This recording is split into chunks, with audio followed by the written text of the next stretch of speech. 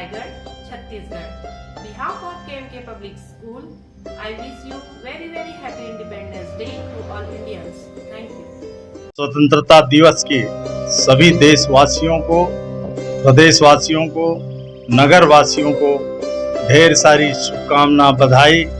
आइए हम सब मिलकर इस 78वां स्वतंत्रता दिवस को बड़े धूमधाम से मनाएं और उन वीर शहीदों को नमन करें, जिन वीर शहीदों के कारण आज हम इस स्वतंत्रता दिवस को मना रहे हैं। हम उन वीर जवानों को भी नमन करें जो देश के सीमाओं पे सेवा देके और देश की रक्षा के लिए हमेशा और खड़े रहते हैं। ऐसे जवानों को भी नमन करें। हम सब मिलकर अपने घर घर में, हर घर में तिरंगा जो अभियान है इस देश में, हमारे देश के सम्माननीय प्रधानमंत्री माननीय नरेंद्र मोदी जी ने भी अपनी मन की बात में करोड़ों देशवासियों से आह्वान किया था कि आने वाले इस पर्व को अपने घरों में तिरंगा फहराकर और जोश के साथ हर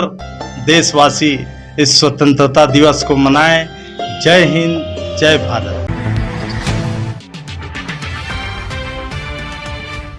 संयुक्त राष्ट्र ट्रेड यूनियन के आह्वान पर केंद्र सरकार की मजदूर विरोधी, किसान विरोधी, श्रम विरोधी नीतियों के खिलाफ 9 अगस्त से 14 अगस्त तक एक सप्ताह केंद्र सरकार के खिलाफ, उनकी नीतियों के खिलाफ विरोध प्रदर्शन करने का निर्णय लिया गया है। इसी परिप्रेक्ष्य पर aluminium employees union AITUC Balco के द्वारा परसाभाटा आजाद चौक पर विरोध प्रदर्शन किया गया और राष्ट्रपति के नाम ज्ञापन सौंपा गया।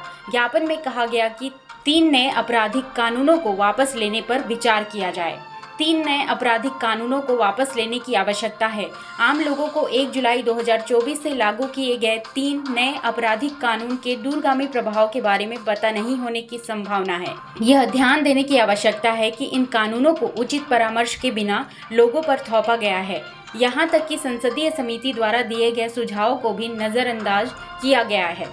मसौदे को सार्वजनिक रूप से उपलब्ध कराए बिना यह तर्क कि यह ब्रिटिश काल के कानून को बदलने के लिए है, गलत है, क्योंकि यह पहले के कानून के सभी प्रावधानों को बरकरार रखता है।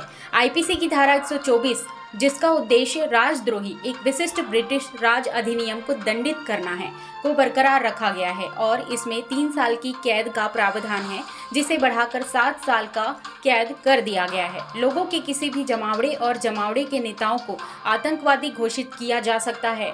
सभी ट्रेड यूनियन गतिविधियों को इस प्रावधान के तहत लाया जा सकता है। इसके अलावा विभिन्न धाराओं को फिर से क्रमांकित किया गया है, जिससे भ्रम की स्थिति पैदा होती है और अगले कुछ वर्षों में मामलों की बड़ी संख्या लंबित हो सकती है। वर्तमान में निचली अदालतों में 6.4 करोड़ मामले लंबित हैं, जो पहले से ही असहनीय हो रहे हैं। प्रतिस्थापित कानून के 100 से अधिक वर्षों के उपयोग से निर्मित केस लॉ का कोई उपयोग नहीं होगा और वादी, वकील, न्यायाधीश संवैधानिक निष्कर्ष पर पहुंचने के लिए संघर्ष करेंगे।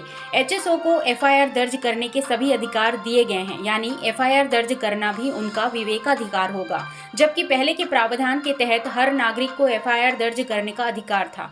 पुलिस हिरासत की अवधि 15 दिनों से बढ़कर 90 दिन कर दी गई है। पुलिस को शांतिपूर्ण प्रदर्शनकारियों और अपनी जायज मांगों को लेकर घिराव करने वाले मजदूरों के खिलाफ मामला दर्ज करने का अधिकार दिया गया है। इससे सत्तारूढ़ व्यवस्था को और उनके आकाओं के दमनकारी मंसूबों को पूरा करने के लिए पुलिस राज की शुरुआत हो सकती है।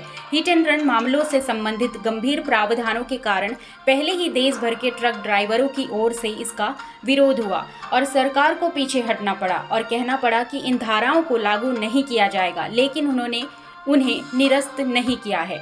समस्त केंद्रीय ट्रेड यूनियन, स्वतंत्र महासंघों और संघों का मंच भी सरकार के इन कानूनों को खत्म करने और पुराने कानून को वापस लागू करने का आग्रह कर रहे हैं। इस विरोध प्रदर्शन में छत्तीसगढ़ राज्य एटक के महासचिव comrade Harinath Singh, aluminium employees union AITUC के अध्यक्ष एसके सिंह, महासचिव सुनील सिंह, उपाध्यक्ष धर्मेंद्र तिवारी, उपाध्यक्ष पीके वर्मा, अनूप सिंह, सहायक महासचिव धर्मेंद्र सिंह, नरसिम्हा राव, दीपक कश्यप, पवन सोनी, धर्मेंद्र शाह, घनश्याम पटेल, तबरेज अहमद, वकील राम, सुग्रीव यति, रामू केवट, राकेश बर्मन, मनोज प्रजापति, मुकेश कुमार, ताराचंद कश्यप, फुलेंद्र पासवान, अभिषेक मिश्रा, दिनेश सिंह, एमडी शोएब खान एवं अन्य सैकड़ों साथी इस विरोध प्रदर्शन में उपस्थित रहे।